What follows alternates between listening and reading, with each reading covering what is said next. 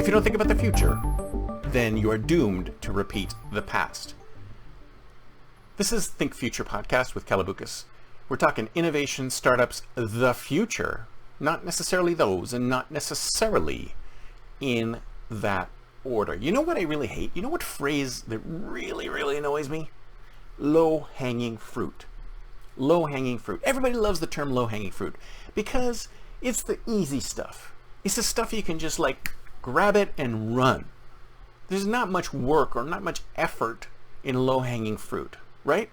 It's easy to pick the low-hanging fruit and you can get a bite of it and it tastes great and you can get to profitability right away and you're done. That's great, isn't it? Low-hanging fruit is just awesome. But the problem is that there's only so much low-hanging fruit. There's only so much low-hanging fruit. And a lot of times you just keep regurgitating the low-hanging fruit. You just keep saying, I'm going to go back to this tree and I'm going to this tree and this tree. But then up near the top of those trees is the good stuff, the high-hanging fruit. This is the really big, disruptive, new, innovative products and services that you could be creating. But you're not because you're focused on the small stuff, on the incremental innovations, the stuff that gets you to profitability sooner.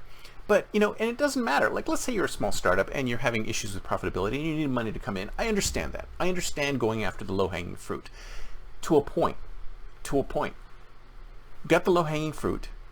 You're doing all right. You're profitable. You're making money. Your revenues are stable. Everything's looking good. But you continue to look at low-hanging fruit. Now's the time when your things are stable and things are going well. Now's the time to look higher up the tree. I mean, that's basically the elephant in the room. The elephant in the room is that there is higher hanging fruit out there, but we aren't willing to go up and grab it. You know who goes up and grabs the high hanging fruit?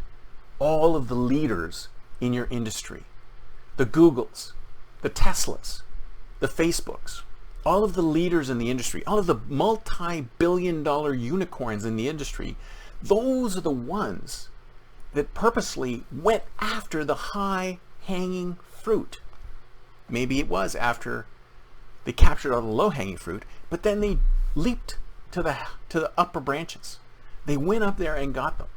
And that's always the discussion that we have. I mean, I have been in so many meetings where people are saying low-hanging fruit, low-hanging fruit, low-hanging fruit. And I've come to detest the term. I detest the term because it basically means that you're lazy. You're not trying hard enough. You're not trying hard enough to go after the stuff that's really disruptive, the stuff that's really big, the stuff that's really going to dent the universe. You're just going after the piddly little, slightly incremental bits of profitability and revenues that you can get from the low-hanging fruit. You're not going after the big stuff. You're not going after the most important stuff. Well, maybe the next guy will do it. But what the next guy's going to do? The next guy is going to also go after the low-hanging fruit. If everyone goes after the low-hanging fruit, then there won't be any low-hanging fruit left. And you'll need to go after the high-hanging fruit. So my advice to you is, if you're doing well, if you've gotten all the low-hanging fruit, it's time to reach for the top of the tree. Do it. Force yourself up there. Get a ladder. Whatever you need to do to get up to the top.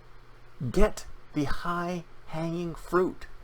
Because as I said earlier, it may be a great risk, but you have greater rewards from the high-hanging fruit. And sure, it may be even riskier to get on that ladder and go to the top of the ladder and reach for the high stuff. But once you got that in your hand, you realize this thing is amazing. This is something that will dent the universe. It's not just going to add a few percentage points to our bottom line. It's going to change the world. And isn't that the reason why we go into business anyway? I mean, isn't that why we build startups? We don't build startups just so we can fill our pockets with cash. Because if you just want to fill your pockets with cash, there's plenty of other jobs to do. There's plenty of other roles, especially in the financial services space, where you'll get paid a ton of money. If all you care about is money, if all you care about is making money, there's plenty of places to go, usually in the money field, where you can make lots of money. But you are not like that. You're a startup founder. You're an entrepreneur. You want to dent the universe. You want to improve the human race's lot in life. You want to improve humanity. You want to make things better for everyone. You don't just want to line your pockets. That's a side effect.